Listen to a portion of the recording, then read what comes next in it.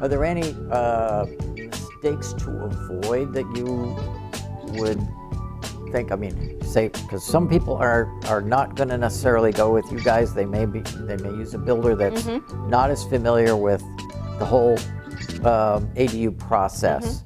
Do you have any advice for those folks? Because they maybe, for one reason or another, they're using a builder that they know and trust, but they're not as familiar. What are some of the things that you warn somebody to be on the lookout for? That's an excellent question. So I always, I think that if you're, in today's day and age, everybody should be using software, right?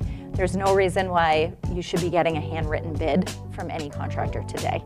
We want to make sure there's lots of moving parts to this kind of build. It is very complicated. Yes. So when something unexpected or unforeseen in the government way of doing things, they ought to be able to. That's an to adjust. Yes. They ought to be able to adjust. And and make sure that it's fair for all the parties. And if your bid came in on a piece of graph paper, that's a little bit of a red flag to keep an eye out for. There's lots of fantastic software out there. It's not very expensive for builders to utilize, and it's extremely helpful for everybody. And then the other thing is just make sure that you really have a conversation about the logistics of where this is going. You want to make sure that obviously you're inside the setbacks, your building setbacks for your lot.